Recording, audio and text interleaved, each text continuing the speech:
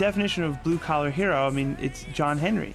And, you know, to me, it's like our music appeals to people like my parents, and our music appeals to middle America, and our music appeals to anybody who just wants to work hard and basically, you know, try to make something of themselves and, you know, create opportunity and not have it handed to you on a silver platter. There's no, you know, my super sweet 16 party for us. You know, it's like, and it's like, to me, that's why the legend of John Henry appeals to me so much, because A, it's blues folklore, and B, it really does kind of permeate into my own life, where it kind of resonates and going, you know, we had to pull ourselves up by our bootstraps to get where we are and to be remembered, and you know, there was no free lunch, so to speak, and that's why I really do, you know, enjoy singing that song a lot. And I rewrote the lyrics and rewrote the music to it, and just kind of took, you know, the title Spike Driver Blues and just rewrote this whole thing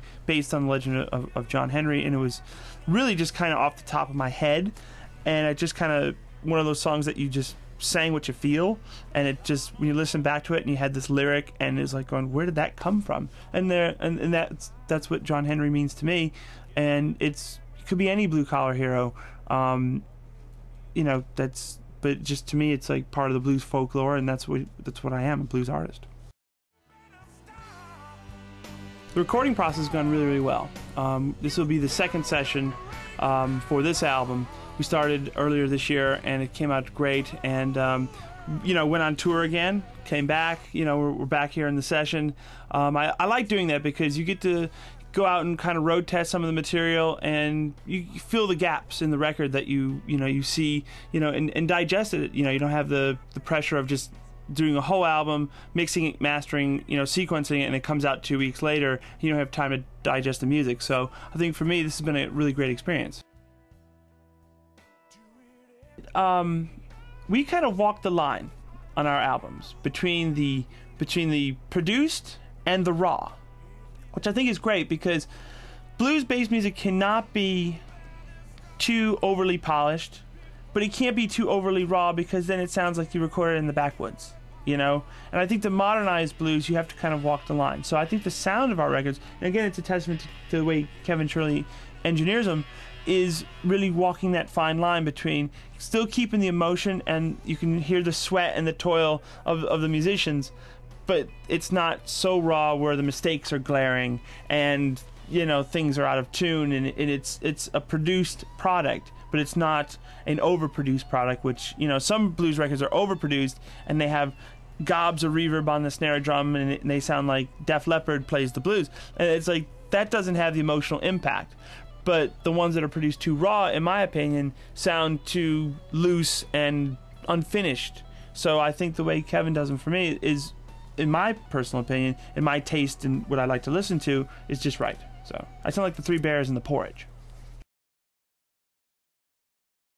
This is probably the most wide-ranging group of songs that we've done on any one of my albums, from Spike Driver Blues to Stop to The Great Flood to the stuff we're doing now.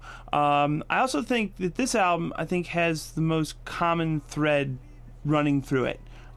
It's a blues album. If I had to categorize it in any way, shape, or form, it's a blues album. I mean, now the blues takes on different shapes and forms, but this one here, to me, will start a blues album and end a blues album, where other records I've done in the past started off with blues or started off rock and then ended somewhere else.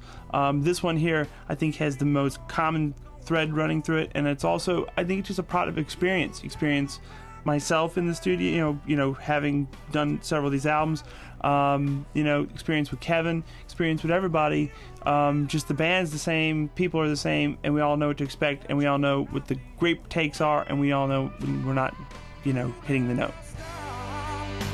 Before you tear me all apart, you better stop. Before you go and break my heart, oh, you better stop. Time after time, I've tried to walk away,